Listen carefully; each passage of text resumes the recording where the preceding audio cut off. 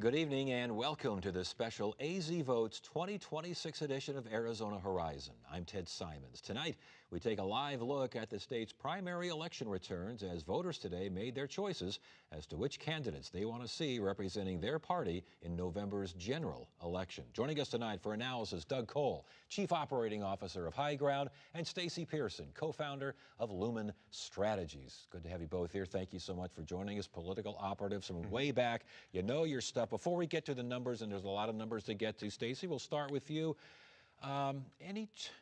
What jumps out at you before we really dive in? Ooh, what I am most excited about right now is in Juan Ciscomani's district, his Democratic challenger has more raw votes than he does.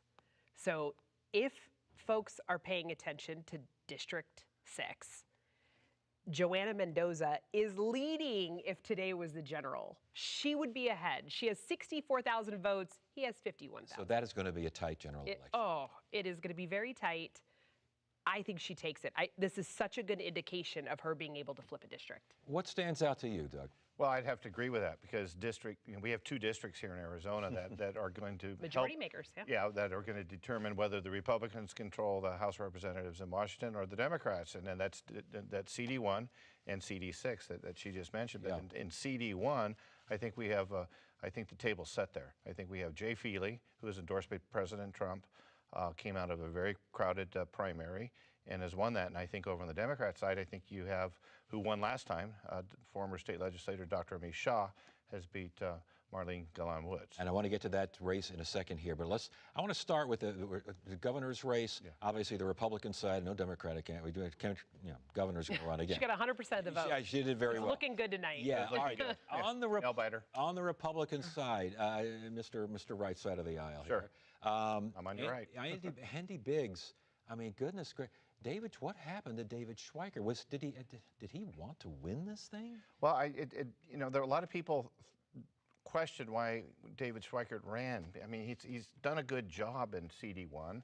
He's had tight races, but that's a swing district, and for him to go into the gubernatorial race, I think he was looking for a new home because in D.C. he's a budget hawk. Yeah. Okay, and that is his DNA, and that's not what politics is about today. And I think he was hoping to transfer that to the gubernatorial race. Very capable, longtime politician here in Arizona from Maricopa County Treasurer. Remember, he used to be the Maricopa County Treasurer. Yes. He used to be the majority leader in the House of Representatives. So it is kind of surprising. We knew that Biggs was going to win. He had Turning Point behind him. He had the President of the United States behind him. This is a low turnout primary today. It was our first one in July. Yes. And the turnout is way lower than it normally is in an off-cycle election. What do you make of this result? I mean, just Biggs boat racing this race. I mean, but just look at this, 71.6%. Oh, yeah. These are, it's bigger than I expected it to be. Yeah. Like I assumed. My office bet, my internal non-official office bet was it was going to be 66.6 because I thought the Mark of the Beast was going to make an appearance. Well, and Ted, his campaign actually thought that it was going to be lower than that because they sent out an election day memo, which is normally done in this, saying here's what Evan Meekin got, here's what Fife Symington got, here's what Doug Ducey got in contested open primaries, which were all in the 50s and the 40s, and now we're at 70. So they were trying to hedge their bets there earlier today. All right, left side of the aisle here.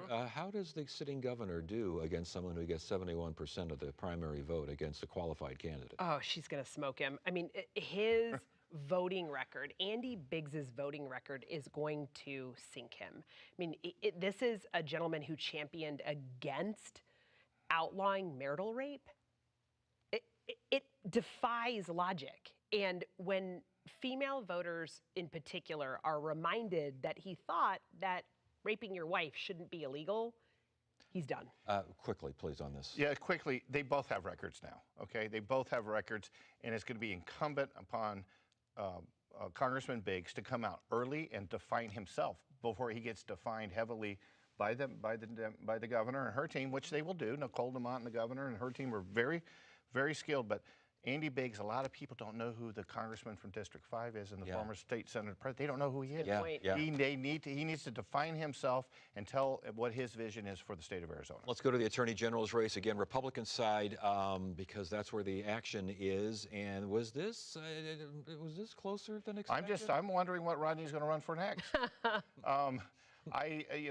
This has been a race that they both made voters believe that Trump had weighed in. Trump did not. Warren Peterson has clearly won this. It's closer than probably he wanted it to be, but it's going to be. I think Chris Mays is kind of smiling right now in her campaign office. I was going to ask, is Chris Mays the winner of this particular race? Absolutely, and maybe Rodney will drop another Christmas album. I'm not sure. I mean, it could. There's lots of options. Wow, nasty. I mean, nasty. Wow. We cast him off when He has a great singing voice. He used to sing the national anthem. We're veering far afield. As far as the general election is concerned, Mays to lose. What do you think? Yeah, it is Mays to lose, and she's done exactly what voters have elected her to do, which is push back on authority that has overstepped. And Ted, we saw that in the primary here, where big money came in supporting Warren Peterson from these companies, and that she's gone after during her course of being the Attorney General. She's gone heavy in consumer affairs. So we'll see free market and Warren Peterson, government overreach. That's going to be the theme of that campaign. All right, let's go to this is interesting, the Republican race for Secretary of State. We'll get to Democrats in a second. No, I love it. Most of the interesting races so far at the top are Republican. Alexander Kolodin. I mean, are you surprised, A, that he won, B, that he won with this margin? No. This is a pretty considerable margin.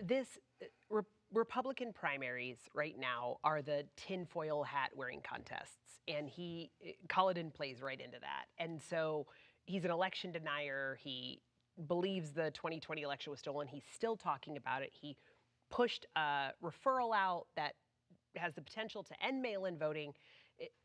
I'm not surprised he won. This is a great position for Secretary Fontes to be in. Again, Turning Point was involved with this, with Alexander Kolodin endorsed him. Gina, I think, would have been a lot stronger candidate against the sitting Secretary of State, who also used to be the Maricopa County Recorder. Again, this race and Secretary Fontes already this evening is doing the media runs saying this is going to be on early voting. This is going to be a referendum on early voting, and we do have an actual referendum on the ballot on early voting, but he's going to make this race. Kolodin's going to take away early voting. And it was Republicans in 1992 that started it, and we have ridden that horse to victory in this state since then. Yeah. And 80 to 90% of the electorate uses early voting. Is this the incumbents to lose? I think so. Yeah, what do you think? Absolutely. And to your point, this is a referendum on how we vote and the security of our elections, which were not in question until Trump decided that they should be. And so Arizonans aren't falling for it. They have no interest in changing the way we vote, and certainly not disenfranchising our Republican majority state. I don't think voters want to make 2026 2020 again. That's not where they are. Maybe where some politicians and where the White House is. I just do not think that that's what they want. Superintendent of Public Instruction, we do have a Democratic race in this one. We'll get to that in a second, so hold on. Hold your horses there. But we'll start with the Republican side because two big names here, Yee and Horn. Yeah. And does this surprise you? No, it does not. Kimberly Yee has a long history of doing very well at the ballot box. If you remember, in her last election, she was the number1 vote getting on the Republican side. She's well liked. She campaigns hard. Again, endorsed by Turning Point. Remember, this is a very low turnout election today. And I think that the ads that were run against her were horribly racist, and I think that completely backfired in this. Interesting. What do you make of this race? Oh, I completely agree with Doug. I think the attacks against her, particularly with female voters, they weren't having it. And we're 52% of the electorate. We've got a numbers advantage here. And Republicans, though, have they ever warmed to Tom Horne completely? I don't think so. You know, Tom Horne used to be a Democrat. He ran for the legislature as a Republican, was the Attorney General. Now he's the superintendent of public instruction under the Republican banner. I just think, you know, he's had a long career. He's done some good things. But let's also mention that Kimberly Yee's been the state treasurer and has done a great job and has done a wonderful job as state treasurer. And most of us thought, because you know she ran for governor previously, that she was going to use this like former Governor Ducey did, using the state treasurer race as the launching pad to be the chief executive of the state. All right, we have a Democratic race here. Let's talk about the superintendent of public instruction on the Democratic side. I mean, Terry Ruiz, this is a pretty considerable candidate here. Yep, she absolutely is. And Dr. Ruiz has been in the education system, a public school system, her entire career. I mean, this is who we need. We need someone who can get in there, figure out what the next step is, rein in this out of control ESA spending, and go from there. Superintendent of public instruction historically has been a state office that Democrats did pretty well in. And women in particular. Yeah. Kathy Hoffman. Okay, well, we're talking about women. We've got Ruiz against Yee. What are you seeing? Oh, I think at this point, Ruiz is going to take it because it's impossible to run for this office without talking about the gigantic boondoggle that is our ESA system. You should not be able to purchase Disneyland entrance fast pass tickets through our public education funding. I'll have to disagree. I think Kimberly Yee wins this one. I really do. Really? Yeah. Her name ID. She works hard. She stays on message, and yeah, the ESA thing it's going to be on the ballot. It'll be interesting to see how she navigates that. But I would give an edge to Kimberly Yee. All right, let's keep it moving here. We got Republican race for treasurer to replace Kimberly Yee. Elijah Norton leads Catherine Haley, I should say. It looks like, again, the far right holds sway. Yeah, another turning point endorsed candidate wins. We'll see how this plays out. You know, typically in Arizona, even back in the days when Democrats were running the whole game on all statewide electeds, the treasurer was always a Republican. Yes. So I think there's just this bias for voters to think, okay, treasurer, Republican, better with money. They won't spend it. Is Elijah Norton the next treasurer of the state of Arizona? No. Oh. No, it's just he's an odd duck. Like he's just like spend 15 minutes with him. It's a strange experience. Like he talks about his international business dealings and that freaks people out. So I'm not as convinced that this is a walk-off home run. And it's fun when people run for treasurer because they put stop fraud. We'll audit state government. Well, we have the Auditor General reports to the legislature in Arizona. It's not the state treasurer. It is a complete administrative. One of the worst things about the state treasurer's office is you win and you go, this is it. This is it. All I got to do. And I got like 30 people that work for me. Yeah. I think I'll go take lunch. Where's the motorcade? All right. There isn't one. All right. Left side of the aisle here. Yes. The biggie. Congressional District 1. Yes. Ooh. Shaw over Marlene Galan Woods, the top two vote getters here, and I'm a little surprised, at least by the margin. Are you? No. I live in the district, and I know yard signs don't vote. But what was very apparent with Amish Shah, with Dr. Shah's physical presence, is people who were supporting him 2 years ago didn't swim away. No. And so the folks who had yard signs, my legitimate neighbors, had him up again this time. And so he didn't erode his base. And this district doesn't like being told what to do. And that's what happened in the DCCC. Agreed. I was going to say, where was all that money? Where was all that influence? Yeah, remember Marlene came in third last time to Dr. Shah. And they came in and endorsed her over him. And I think people just don't like to be told what to do. I mean, it goes back to the NFL saying you can't have a Super Bowl. This is a good point to mention that right now, obviously a lead there. But what ballots are we looking at right now. And when we wake up tomorrow morning, are we all going to go, what the heck happened? Sure. Well, I can only speak to Maricopa County. I was talking to county officials before we came on air here tonight. So what was dropped at 8 o'clock tonight was all the early ballots they had tabulated that had come into Maricopa County through Sunday afternoon. And the next drop we're going to get here any time now are early ballots from Sunday evening through yesterday, Monday. And then they'll start dribbling through the course of tonight.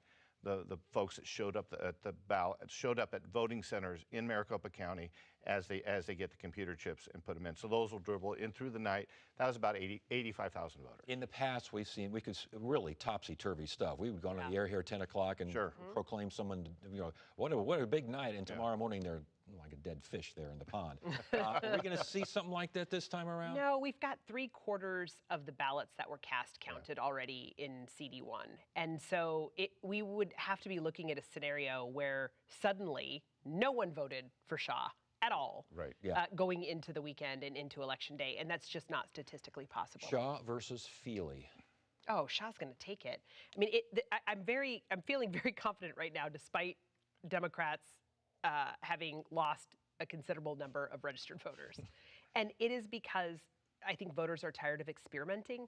No one wants to try to see if the guy who played football can govern. Like they want somebody who follows a little paperclip, the little cartoon about how a bill becomes a law. Like, I want that guy in Congress. I don't want someone who can throw or kick a football in Congress. Feely got a chance? Yes, he does. This is going to be a huge, huge expenditure by both parties. The money's going to be flowing into this race like there's no tomorrow.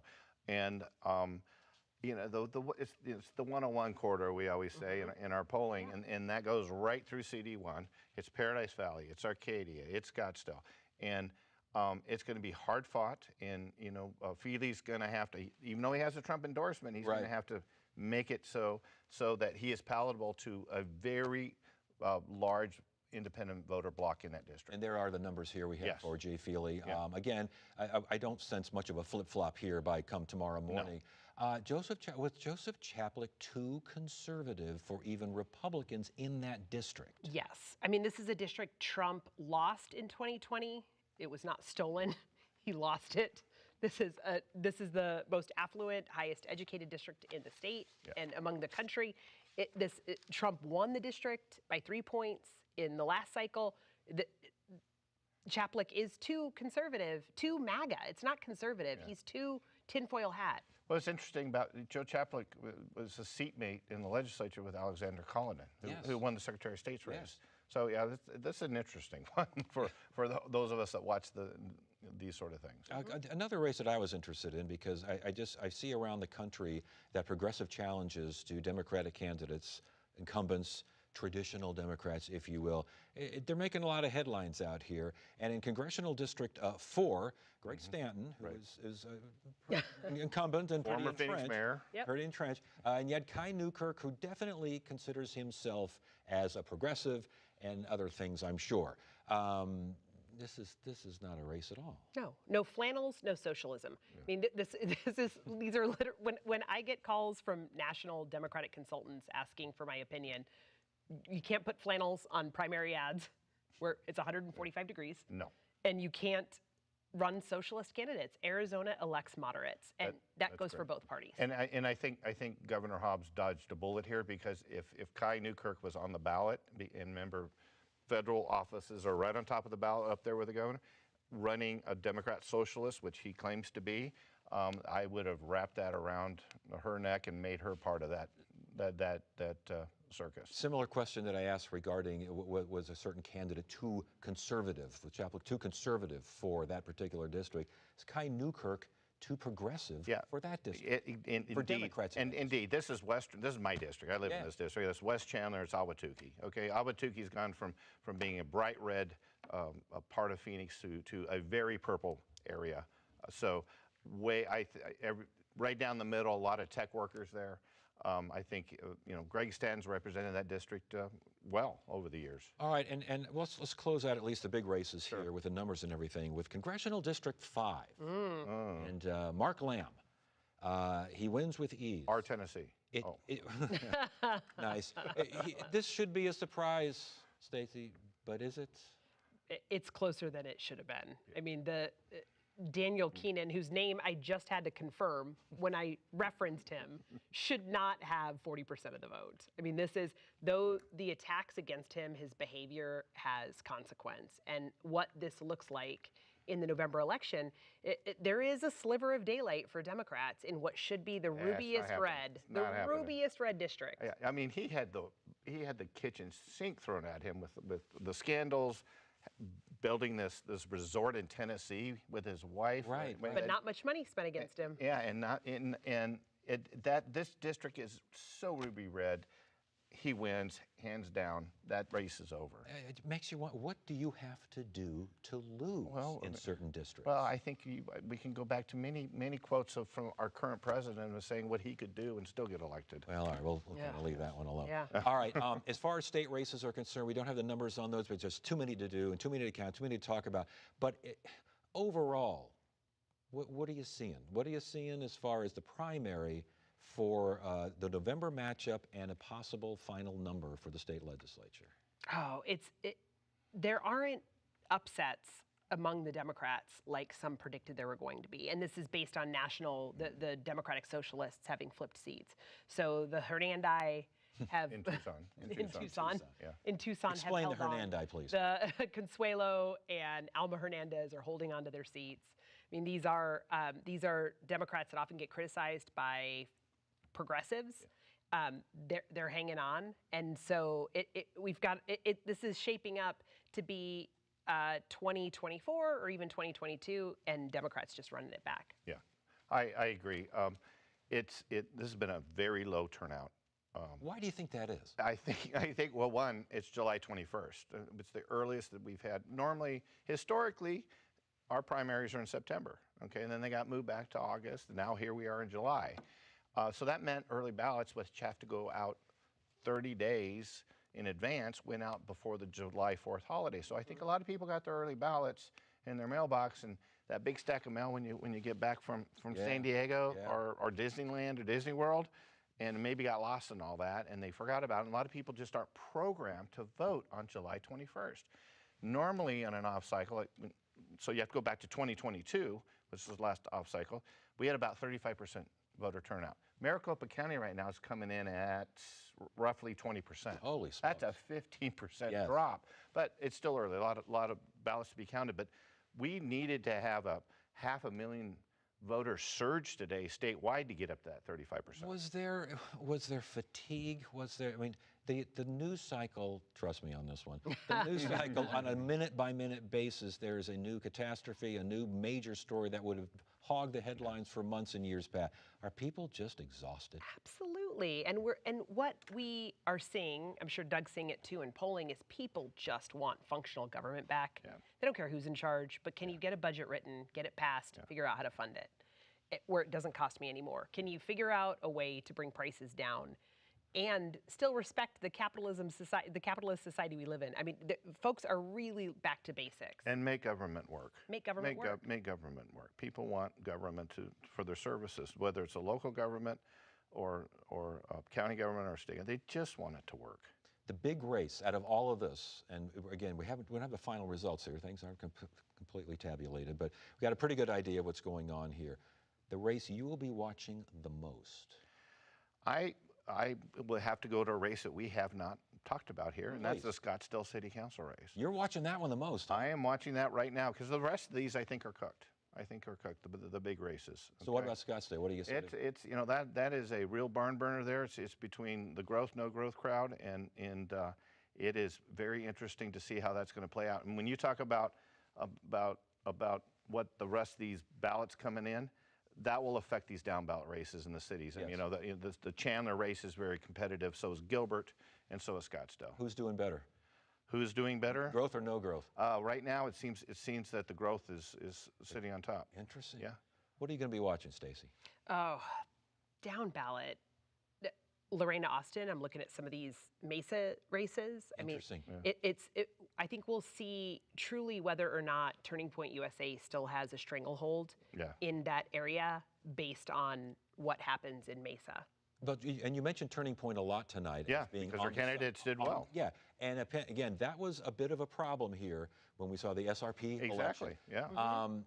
Did Turning Point, who's the big winner tonight? Is Turning Point a big winner tonight? Well, I think in this low turnout race, yeah, they did pretty well tonight in this low turnout race. Yeah, who else? Who else is a big winner? I would have to say the incumbent statewide office holders are the big winner today.